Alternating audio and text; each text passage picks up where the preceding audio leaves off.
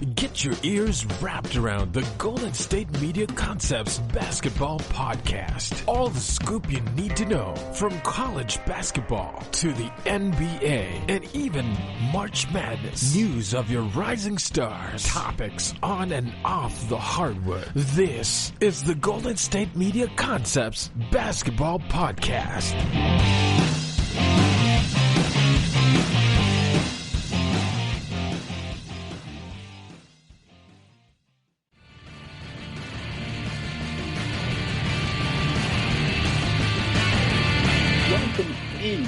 To the GSMC Basketball Podcast right here on the GSMC Podcast Network. I am your host with the most, with the GOAT, Brice Lewis. And we're back here again talking about everything that is basketball, everything that we love around the sport of basketball. Obviously, I might sound a little different to you guys right now. Obviously, we're doing some technical difficulties, so I'm having to record this on a different setup, but don't worry, guys. I'm going to do anything I can possible to get you basketball content. On today's show, we will be bringing Ethan back to talk more basketball, to talk about the NBA, initial impressions from the bubble, and other things such as the AC and his Pelicans. Obviously, Ethan's a huge Pelicans fan, so obviously we're going to have to discuss his Pelicans, especially after a disappointing performance recently from the latest game. Also, we're going to talk about the Clippers and the Suns, what I think of them so far, and other basketball stories around the association as we continue to move forward through the NBA restart. As, like I said, basketball has returned, and it's a very exciting time and a very exciting period of time for a lot of people. So, first thing I want to get into is the Clippers. Obviously, as we know, the Clippers are a team that has championship aspirations, right? Like we pretty much know championship aspirations for the most part. But the Clippers also are a team that the regular season, they have not, from universally just knowing how the Clippers are, they have never really taken it seriously. They've never really looked at it as something that they need to go out of their way to make sure they're on top of their game to do. And obviously we've seen how it's affected them sometimes in particular games. Obviously, a lot of people are worried about the Clippers based off a game-winning shot against the Phoenix Suns, which Phoenix has played great, which we'll talk about also later in this segment. But some people worry with everything that's happened, with all of their starters or the full team never really playing together that often, and with everything that's been surrounding the team, when the playoffs hit, can the Clippers truly be ready to go and ready to play when it's time to play? Because now you can't take breaks. Now you can't take a game unserious. Now you can't just, it's whatever. Every game matters. You lose 4 and you're out. So will the Clippers really be able to get it all together? We just still don't, and they still don't have Montrezl Harrell. Montrezl Harrell has still not returned.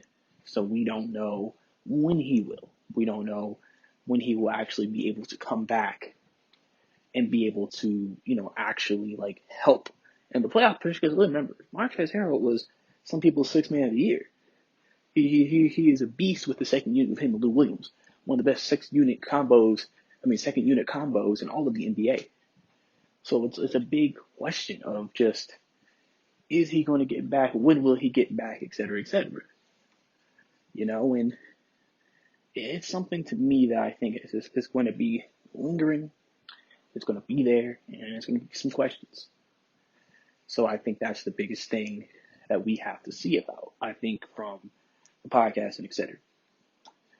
I also think, if you look at the team, talent respectively, they're a really good team. Really good team. They have championship level talent. Paul George and Kawhi Leonard are championship level players. Paul George has played great. People like to say Paul George doesn't show up in the playoffs, but forget he averaged 25 in the playoffs last year. It's just, obviously he wasn't, like they like to say, it wasn't an impactful 25. It was just 25. It was like a quiet 25, not an impactful 25, as some people like to say. And so it kind of raised a lot of questions. And then Kawhi, obviously, we know what happened to him with the Raptors last year, leading them to a championship. Obviously had some breaks. Golden State losing KD and Clay, obviously helped, but still a champion nonetheless. Because he went through the gauntlet of the Eastern Conference. He beat the number 1 seed Milwaukee Bucks. So it's not like, you know what I'm saying? It's not like he didn't do anything. And now you bring him on one team, and, the Western Conference is tough. They might have to go through with Houston. They may have to go through, obviously, the biggest challenge and what people think will be their last challenge for both teams is the other LA team, the Lakers. And so it's just a matter of just what's next? What will the Clippers be when playoff time hits? Because they can't think they can remain inconsistent and be able to still be one of the best teams. Because if they sit there thinking that, that could end up being their downfall. That could end up being what hurts them at the end of the day. And obviously if that happens, that will contribute to potentially, a disappointment of the season, because you could maybe say, in the Clippers' point of view, this is a championship or bust kind of year. Like every year will be. Either we win the championship or it's a failure of a season. Because that's the type of talent and the type of expectations they've created for themselves. So could them not taking these bubble games seriously, not taking the regular season games seriously, potentially be a problem? Because honestly, for teams that are having championship aspirations that expect to be in the playoffs, the regular season is more for just getting certain habits down, working on certain parts of your game or certain parts of the team game. It's really tuning yourself up for the playoffs, making sure we have this straight. Can we do this? Can we do that? Can we do that? Is this good? Is communication good? Is defensive rotation good? That's what the regular season is for them, because they're good enough to just win games and get to the playoffs, no problem. And so, I remember all the years in Cleveland, when Cleveland would have the series with Golden State, LeBron would always complain or chew out his teammates in Cleveland about, oh, we're not doing this, we don't got enough heart, we're not doing this, because he knew, listen, I understand that this isn't the most important thing in the world for us to be the top seed in the regular Eastern Conference, but dang, we have to get certain habits and certain things established, because if we don't, when the playoffs hit, we can't just assume, oh, we're going to be able to do it up to an elite level like it's no problem, when we haven't been able to do it at an elite level except one game here and there all year. And it makes you wonder, just will the Clippers have that same mentality? Will they want to establish themselves in that way? And it's something that I'm sure Kawhi probably feels like, hey, I can turn it on, I can be Kawhi Leonard, I can be one of the best players. Paul George probably feels like, listen, I can start out a star. But like I said, it's the rest of the roster, the rest of the chemistry, the rest of the team coming together. That's going to be the biggest thing right now. And, we're going to have to see how it all turns out and how it all looks when it's all said and done to me, because you have to understand the vibe potentially that could come out of this, and, hopefully, listen, the ideal situation, the ideal matchup at the end of the day will be Clippers and Lakers. That will be the ideal matchup. That will be the matchup that everybody wants to see. Solidified, perfect, everything. So we'll have to see if it actually comes to fruition, and that is actually the matchup we end up getting at the end of the day. And then there's another team I want to talk about. I want to talk about the Phoenix Suns. The Phoenix Suns. Phoenix is a great basketball city. Phoenix hasn't had a winner there in what feels like almost a decade. It feels like it's been like a decade almost. But we forget, I think Amari Stoudemire and Steve Nash was still on those teams at early 2010s. The last time Phoenix was actually a good team, I think, for a lot of people. And they're 4-0 right now in the bubble. Shocking a lot of people. They've beat some good teams, too. They're not beating scrubs in 4-0. They beat the Clippers. They've beaten other good teams to get to this point.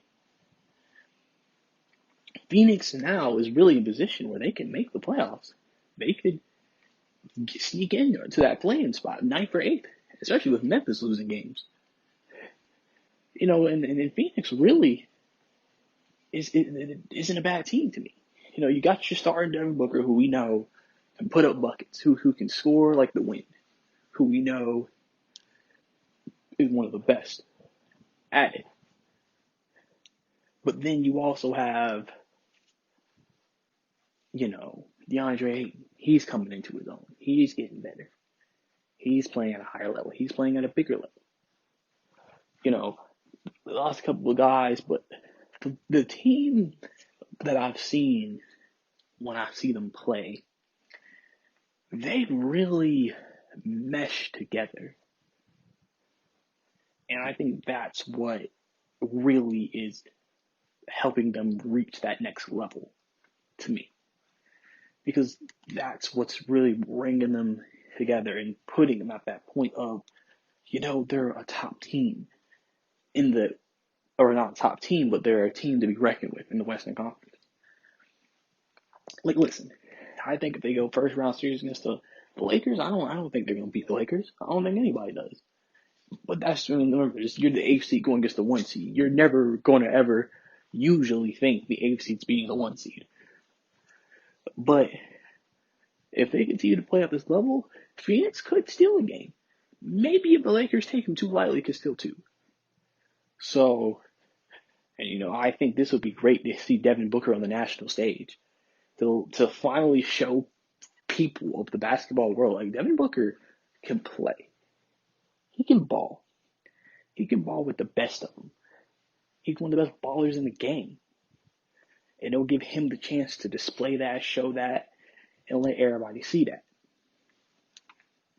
Because Devin Booker is to me, he's one of the best players in the game in terms of scoring the basketball. He doesn't get the same recognition as Kyrie or James Harden, but he can score just as well as them, or Trae Young even at that. And this Phoenix Suns team, I'm telling you, you need to watch out for them. You need to watch out for them. They're a team to be reckoned with, and they're a team that, when the bubble started, they had the most games back of that 9th spot and the 8th spot in the Western Conference. Now they've won 4 straight, and now they're within 2 games of being the team that actually gets out of the West. I mean, into the Western playoffs. Like, that's crazy. Because nobody would have ever thought. Phoenix. No one would have ever thought that Phoenix would have been the team to come out. And I think it just shows that we don't need to be sleeping on a team like Phoenix. And it shows you, Phoenix might have really taken that time to see what they did right, what they did wrong, and they came back together and they're working it all out. And one thing I think about a lot of these games, it feels like a lot of these guys are coming back and it doesn't feel like they missed a lot. It seems like they're coming back and they're playing at a high level, or the levels they may have left playing at before the Pride started. And they're definitely a team that, to me, I think, really, realistically, they look ready to make shakes and things in the Western Conference. So I definitely got to give a shout out to Phoenix, what they've done. I got to give a shout out to Deandre Ayton, what they've done. They played at a high level, they played well, and they're continuing to be one of the most surprising teams of this bubble. And then if they make the playoffs, it'll be a great achievement for the entire organization.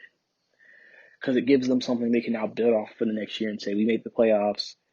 Now we can say we're a playoff team now.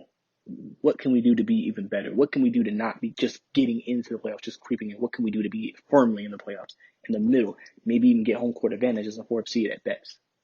I think those are all questions that are going to be asked and wondered about. But that's all we have here for this segment.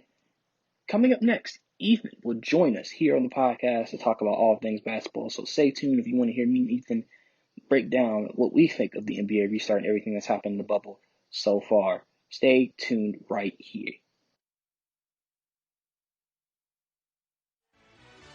Are you looking for the very best NFL and college football podcast? Then check out the GSMC Football Podcast. Get the latest football news both on and off the field. From the NFL Draft to trades to the rumor mill to the NFL Combines. They got you covered. That's GSMCpodcast.com/football-podcast. Get updates on college rivalries, game day insights, and much, much more. It's football talk the way you want it. This show eats, sleeps, and breathes football. Don't forget to like them on Facebook and follow them on Twitter. Visit GSMCpodcast.com for more info.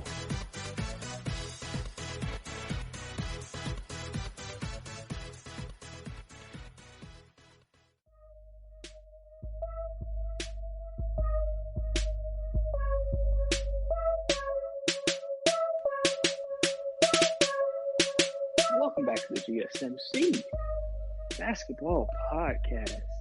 We have brought someone back that it feels like he hasn't been on the show for a couple of weeks. We brought back my boy Ethan. You can catch me even on the GSMC Football Podcast. Our episodes drop Tuesday. If you want to hear me even talk about everything that's happening in the world of sports and football side of things. But now, obviously he's also a basketball fan. He knows about basketball. And so, Ethan, welcome back to the show. How have you been? I have been in better shape as far as basketball is concerned, but I'm good. Basketball Ethan is not. Basketball Ethan is in some pain. Yeah, I mean, hey man, I know it's a trying time for you, man. It's not that bad. It's realistic, honestly. It's not like I'm just kind of disappointed, but unfortunately, two things didn't happen today for what I needed to get done. The Suns didn't lose, and the Pelicans did not get their own job done. They let De'Aaron Fox run all over them, and it was not fun to watch. Yeah, I mean,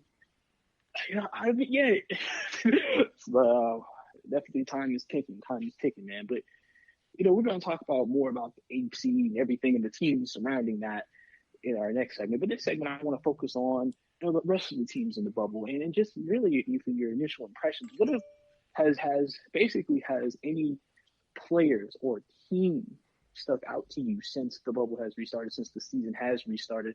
And what are you thinking so far of the season also? One, I guess the NBA has got it. The NBA has to get, its props every time we talk about it, because this is what, 2 months now, almost, that no positive test. So congrats to the NBA for figuring something out. And the basketball has been good. It's been competitive. It feels like basketball. It doesn't feel weird. They figured out how to work in some social justice elements. They figured out how to deal with the lack of fans. They figured out how to deal with the play on the court. And honestly, it's just good basketball, because for the majority of these teams that are in, they're not bad teams.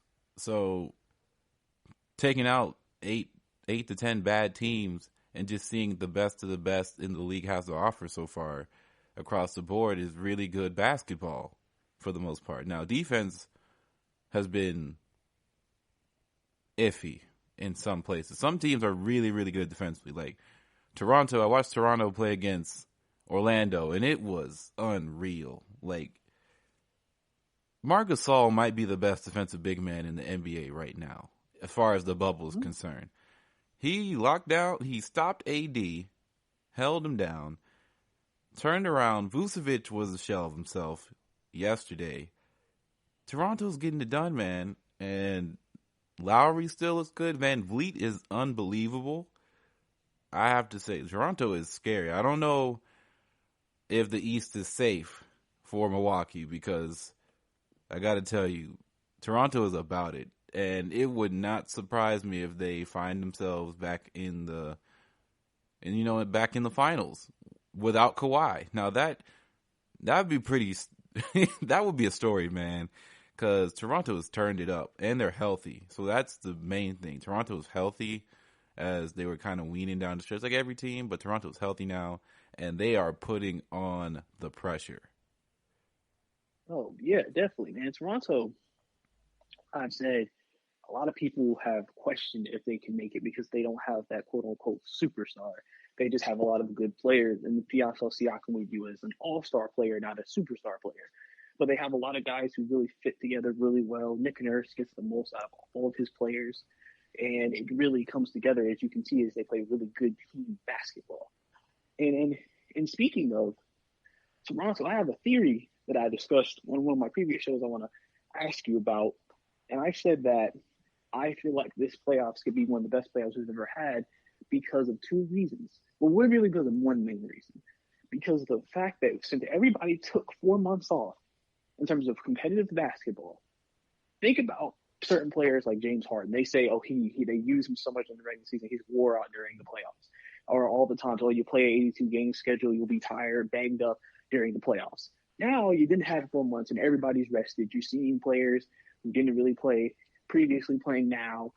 And basically what I want to get your thoughts on was just, do you think this break will lead to a higher level of basketball in the playoffs and maybe more great performances from star players because everybody's healthy, everybody's fresh, everybody can go 120 miles per hour and just do that every game and don't have to worry about, oh, I got to conserve myself. I got to wait before I move on. And because they're in the 82-game season, players take games off, but they're not really playing as hard.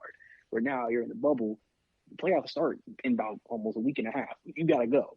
And you got to kind of get your team back into shape too with chemistry and playing on the court. So do you think the break actually would be a benefit to the overall product? I think it's benefited some teams, but to be honest, most guys are already they're in shape year round.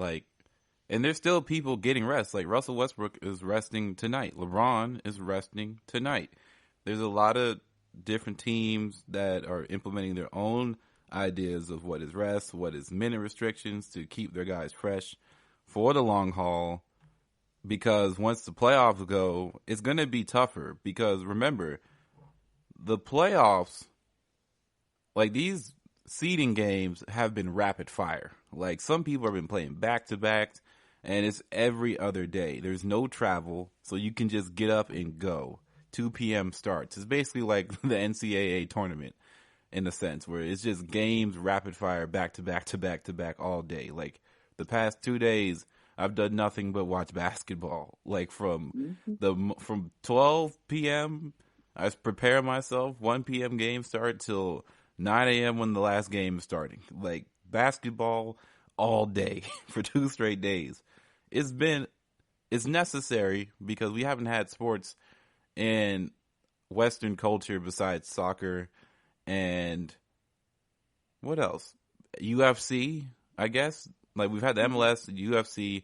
Baseball is back, but baseball is shaky right now. It's not the best. Yeah. It's really not the best viewing experience. Well. Yeah. But basketball, it just feels right. And it feels good because you were afraid how they were going to start off. It'd be bad basketball. People would be sluggish. Nah, man. Everybody is here to play and ready to play for the most part. So I think that it's nice that the players got some rest. But honestly, I feel like it would be the same way regardless because they know how to handle a season. Mm-hmm. Yeah, that's a good point. I think one thing to me that I think is going to make a big impact is the fact that certain players that didn't play before are playing now. Think about Portland. They have Nurkic and Zach Collins back, Even though they lost the Reese, they still got basically a big part of their team back. And now that makes them look like a dangerous team, makes people think, oh, could they give the Lakers their biggest challenge? You have teams like Denver. I think Denver could benefit tremendously from this. And I know you've seen what Michael Porter Jr. has been doing the last 2 games. They got Bobo whenever he plays.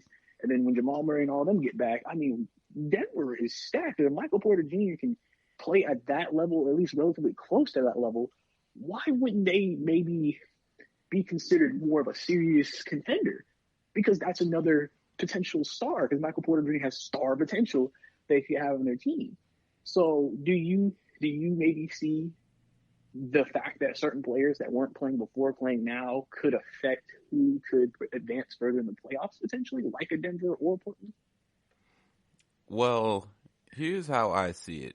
Because Denver is what, seed 3 right now. They potentially could be. They could move as far back as 6. It depends on what happens in the rest of the seeding games. But honestly, that doesn't really matter. The seeding games are basically to secure the 8th seed and potentially have a play-in game. Now, Portland has to really finish strong, and of course they had a really big win last night? No, the night before. They had a big win the night before, and they have to keep playing hard because, as you see, Phoenix is 4-0 in the bubble. I repeat, the Phoenix Suns are 4-0 in the bubble. That is tremendous, and I think it boils to account. Well, I'll save that for the next segment. I don't want to get too bullish on who is competing for the 8th seed just yet. Just know that Portland, on paper, is the best team outside of the 8th seed right now, pound for pound, and they are competing game after game. They play every game like this is the last game that is going to determine whether or not they get the 8th seed or the playing game. So yeah, Melo's hitting big shots. You know, Dame is being incredible. CJ is doing CJ McCollum things.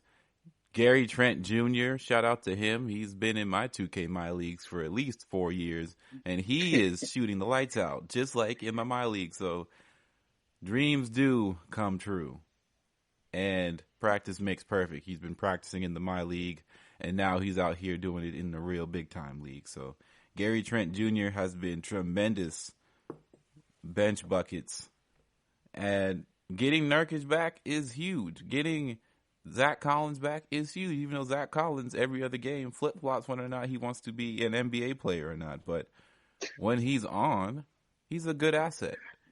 And Nurkic has been, we didn't know what Nurkic would be when he came back, and he has been just like he left.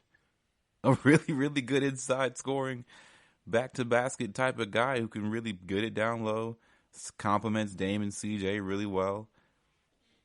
Portland's awesome, man. Portland is a good squad, and they have been rejuvenated.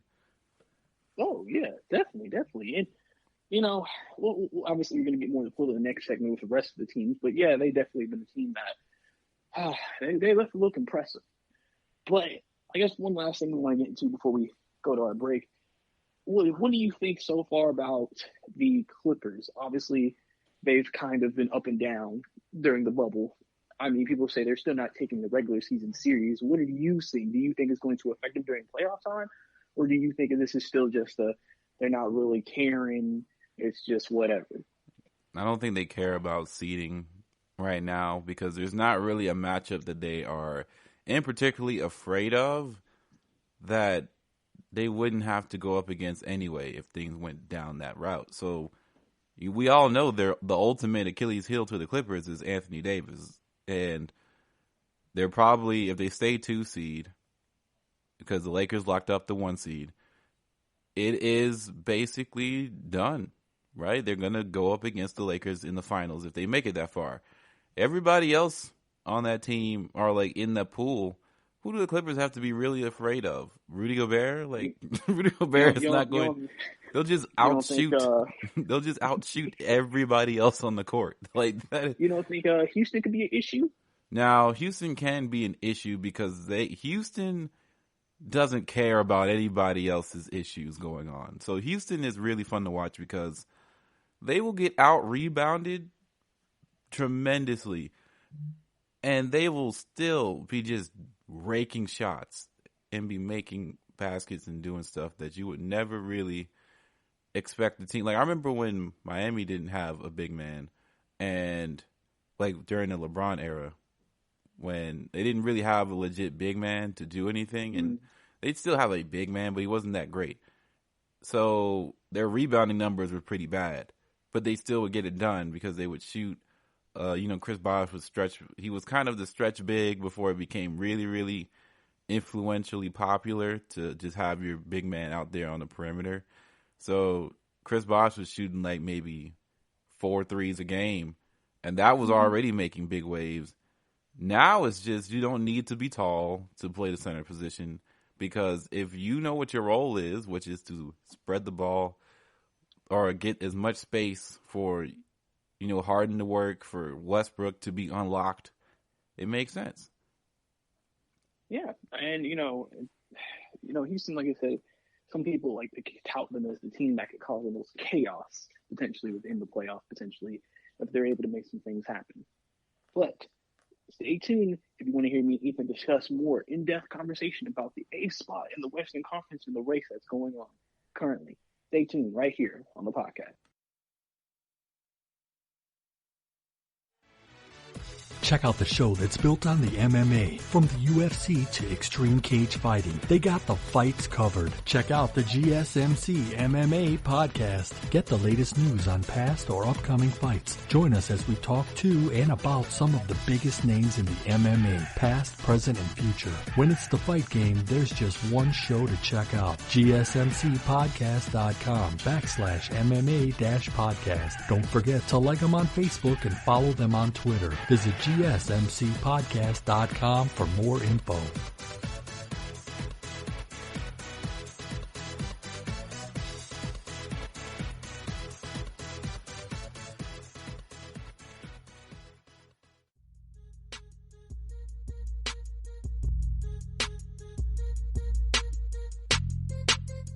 Welcome back to the GSMC Basketball Podcast.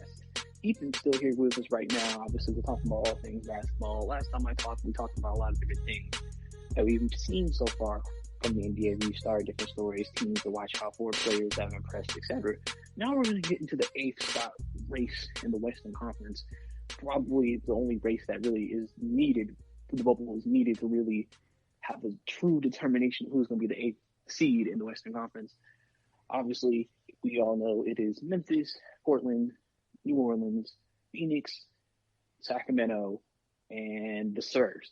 And so, Ethan, obviously, we're going to get into your Pelicans in a minute, but I want to ask you about some other teams first. Do we have to talk about the Pelicans? I would just not want to talk about them personally. We have to mention them because, listen, the NBA wants to mention them, we need to mention them. But because they all get every primetime game available. But what I want to talk about first, the first thing I want to talk about, basically, is the Phoenix Suns. I think the Phoenix Suns were a team that people thought they actually, I think, had the longest in terms of games back of any team coming back from the restart. Yet they're undefeated currently, and now it's like, oh snap, could Phoenix actually make the playoffs? I mean, I don't think anybody was ever thinking that. And now Phoenix has came back. Devin Booker's playing at a high level. The whole team's playing at a good level, and now they could potentially make the playoffs or be in the play-in game. So I don't know how closely you pay attention to Phoenix, but obviously I'm sure you saw the highlight of Devin Booker's game-winning shot against the Clippers. What do you think of the Suns and I guess their surprising 4-0 start? Well, it all starts and ends with two players there, and that's Devin Booker and Deandre Ayton. And both of them have been nothing short of spectacular for their teams. They are carrying the load. They're being the young duo that we thought they would end up becoming when Ayton was drafted and when Devin Booker really started to showcase that he's more of a playmaker rather than just a bucket getter, because we know he can get buckets. We know he can get hot. We know Devin Booker can score just like with everybody else in the league. But now he's becoming more of a facilitator. Like today, he had a double-double, 10 assists, 20 points. He was getting it in. Deandre Ayton was getting it in. He had like 22 and 10 boards.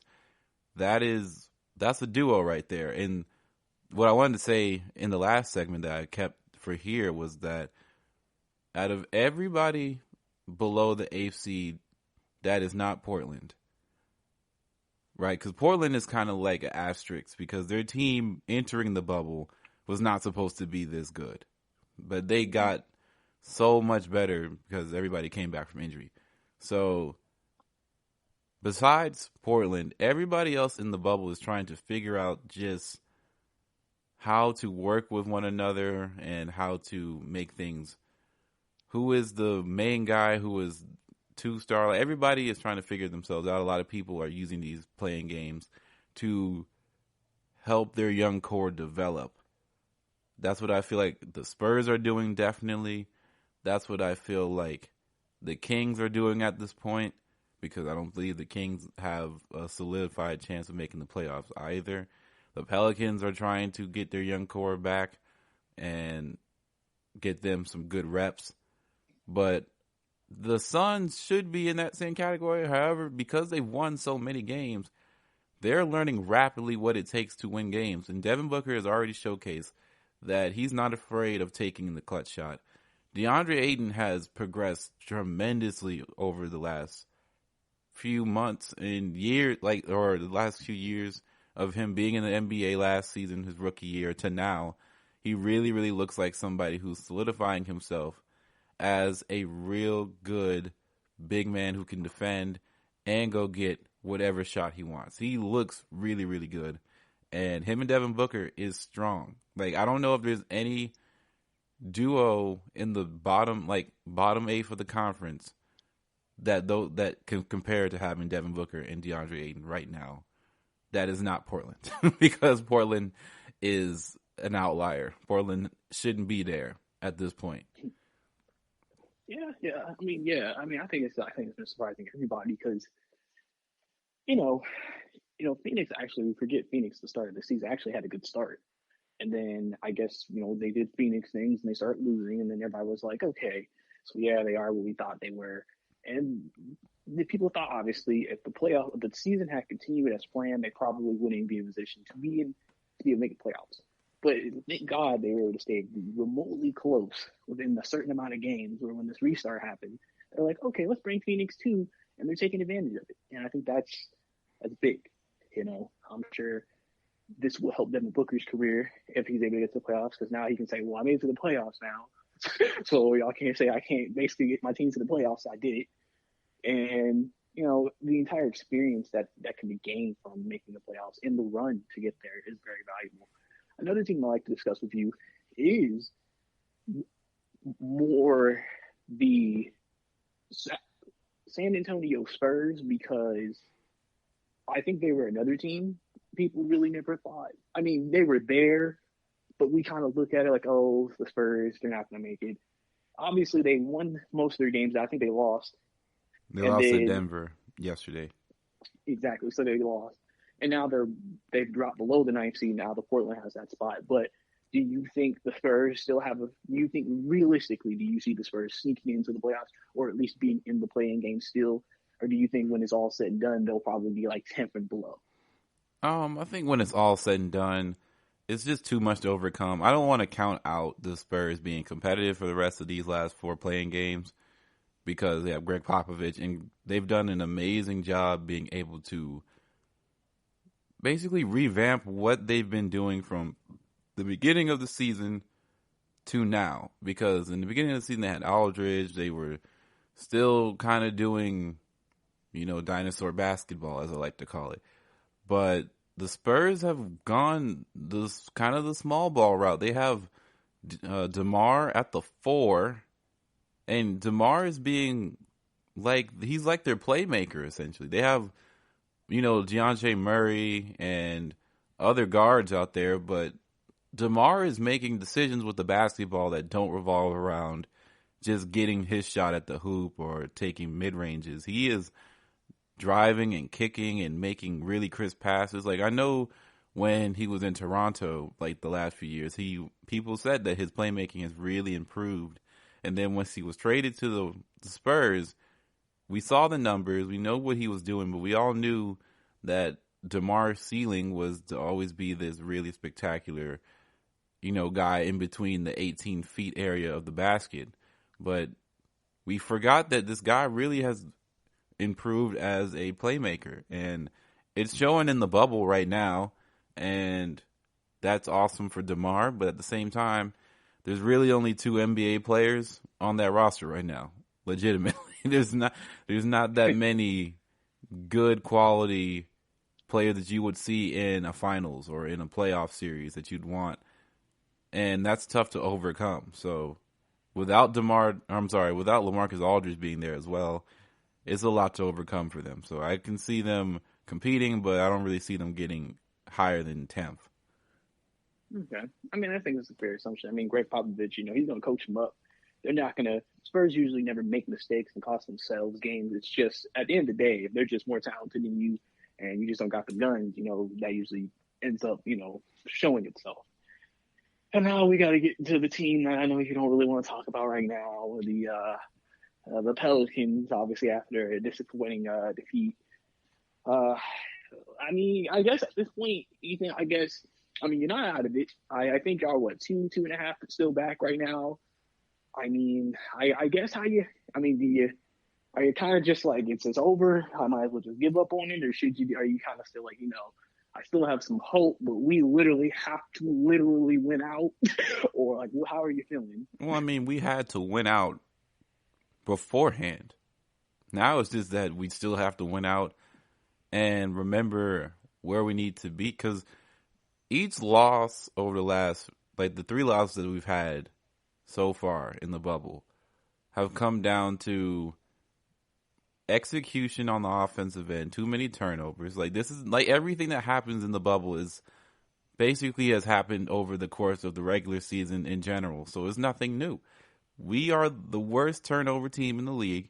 We are the worst turnover team in the bubble, statistically, even though a lot of teams in the bubble are bad turnover teams in the bottom of the West. But we are the worst statistically, so I will say we are the worst currently. We're that. And defensively, we stink. We are not a good defensive team. When I tell you, we are just letting people shoot wide open. Just wide open. That's our best defense, is to leave somebody wide open and pray they miss at this point. And I know we have Drew Holiday. I know that Lonzo Ball is a really good perimeter defender. I know what Derek Favors is. And I know J.J. Redick can play. I know Josh Hart. Like, we have quality individual defensive-minded players. Like, they can lock somebody down for a few seconds. And they can take somebody out of the game. Like, we know Drew Holiday on his best day is probably the best two-way guard, like point guard in the league, in my opinion. Mm. But it's hard to always look at Drew and say, you got to do this every time. And it's hard to, like, there's not every matchup is going to be in Drew's favor. Like, De'Aaron Fox ran through Lonzo and Drew all day. Buddy Hield was not good today. But De'Aaron Fox said, I'm going to take this on my back. Brandon Ingram's getting better at defense.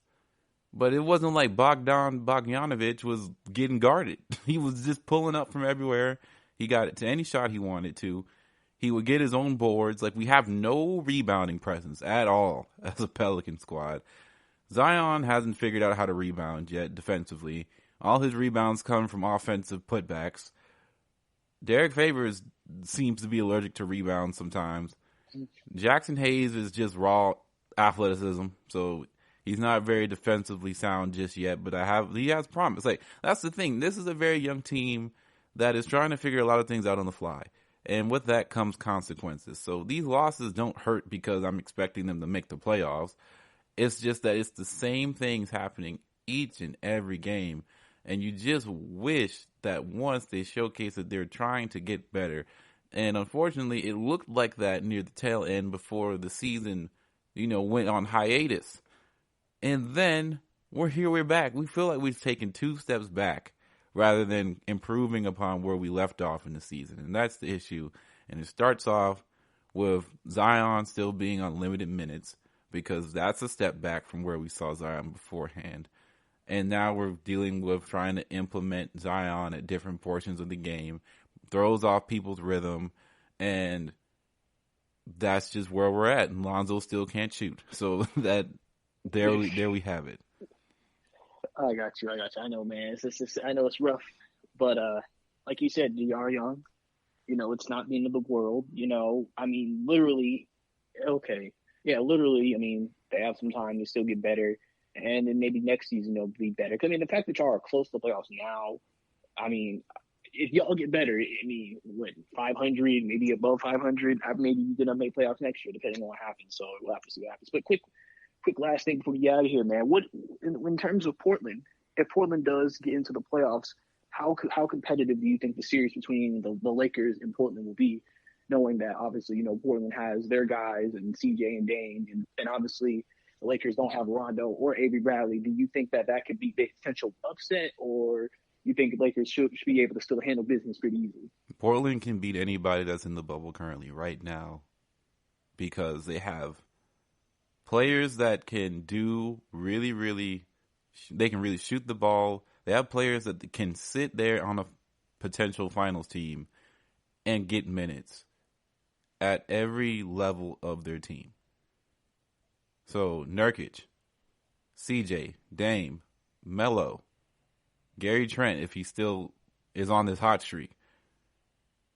We're seeing this team really galvanize around the leadership of Dame, and it's looking like they are figuring things out on how to play. And we forget, like, Portland isn't a young team. They've been here for a while. They've made playoffs before. They've taken their lumps, Portland has. So they're not going to be afraid of going up against LeBron and AD and the Lakers. Especially when you're putting, who are you putting on Dame Lillard? Who are you putting on CJ? Caruso? I'm supposed to be like, I know Laker fans love Caruso. I know people like to talk about Caruso because he's white and bald. That's basically what it is. He's white and bald, and it's fun to talk about, and he has moments. I'm sorry, but Dame is licking his chops at Caruso. CJ is licking his chops at Caruso. I'm pretty sure Melo is going to want to get a piece at LeBron. And that's the thing. Like, of course, no one has an answer for Anthony Davis anywhere on any planet in basketball. Like, Anthony Davis is a unicorn. I understood this for 7 years. Lakers fans found out this year how good Anthony Davis actually is. And sometimes Anthony Davis also shows that he still has some work to do mentally. But when he's on, he probably is the best player on the planet. No cap. No one else has that ability. And LeBron, on his best day, is still a top 5 NBA player. But we haven't seen the best of LeBron. We've seen glimpses of the best of Anthony Davis. We've seen glimpses of where Dame can take Portland when he is on fire. On fire. So it's your pick, your poison. I just feel like the matchup is bad for the Lakers because if they can't stop the two guards, they're just going to have to put LeBron on them or something, and then they're just going to have to deal with it, whatever comes out of that. Yeah, definitely. I think, Portland, obviously, they're just dangerous, man. I mean, especially in the first round. First round is usually Portland plays the best. They didn't hit 2 game winners in the first round. So, first round Portland is a dangerous team. Outside of what happened with the Pelicans years ago, they usually first round, they're on it. So, but, we'll have to see what happens. Obviously, there's an NBA restart. I would feel like everybody would agree is a success right now. And we're getting close to the playoff time and the end of the season, man. So it'll be exciting to see what happens further on. But I guess now, guys, we have to let Ethan go and enjoy his life after talking about basketball with us. I appreciate you, Ethan, coming on to the show again. I always love having you on here, man. Definitely love to have you back sometime soon. All right, man. No problem. All right, so stay tuned right here on the podcast. Check out the show built around the women of MMA. From the UFC to the extreme cage fighting, we got the fights covered. Listen. It's the Golden State Media Concepts Women's MMA Podcast. The latest news of upcoming fights, discussions of previous matches. Join us as we talk to and about the biggest names in women's mixed martial arts, past, present, and future. When it's the women's fight game, you know where to listen to. The Golden State Media Concepts Women's MMA Podcast.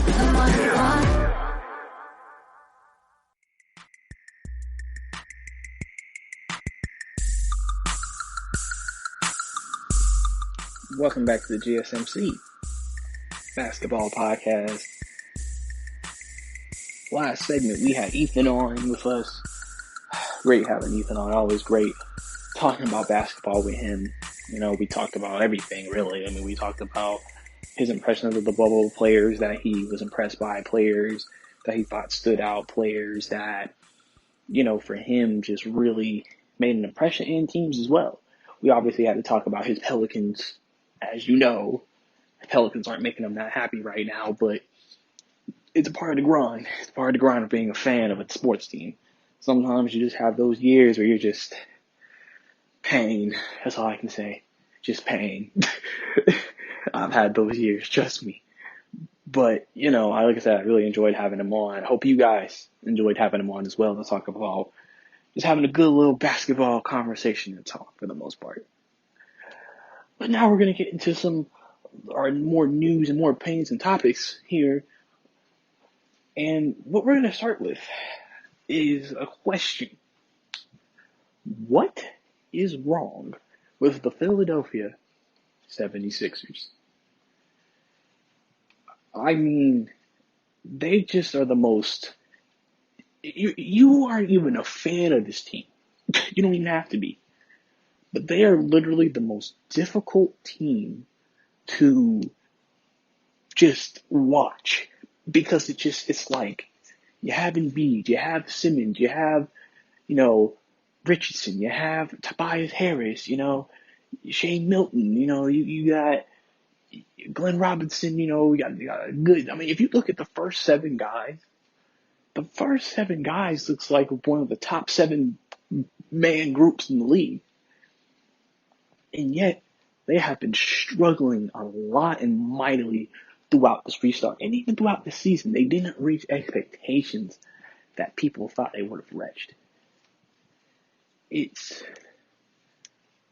frustrating, I would say, as a 76ers fan. And it's frustrating as a basketball fan, because it's just like, y'all have so much talent, but it's not coming together. And you just are trying to figure out why. Why isn't it coming together? Why is it hard for the Sixers to actually come together and just play basketball up to the level of their talent that you expect from them? Why is that difficult? Why is that hard?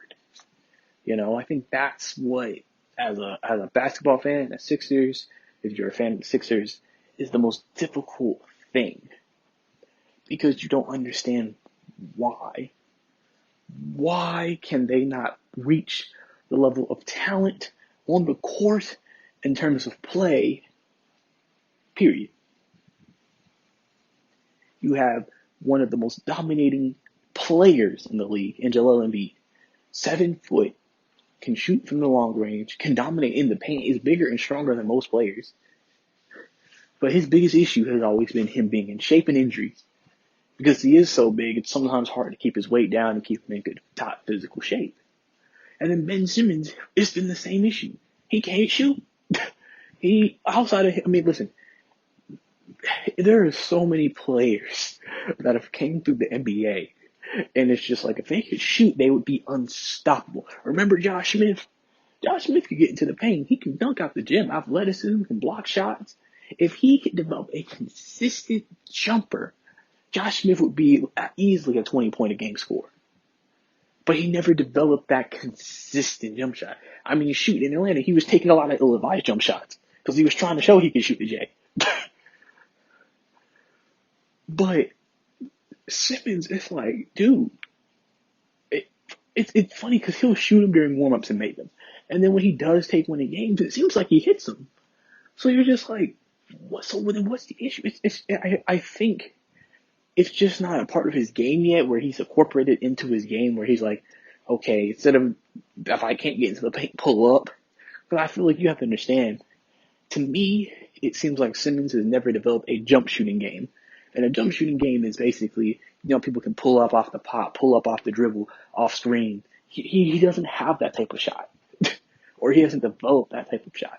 He can take the spot up, pass it to me, then shoot it. But if you're telling me, hey, you might have to dribble and take a jump shot off the dribble, that's not really his strength. And it shows. It shows. It really shows. And I just think, it's, you just kind of sit there and you just kind of like, dang. And then you got, like I said, they have, Jason Richardson. He can ball. Tobias Harris. Remember with the Magic, I believe, He was a 20-point-a-game scorer. You see what I'm saying? Or maybe it was with the Clippers. I can't actually remember which one. The Clippers, actually. My bad. The Clippers. He was a 20-point-a-game scorer. And it's just like, what?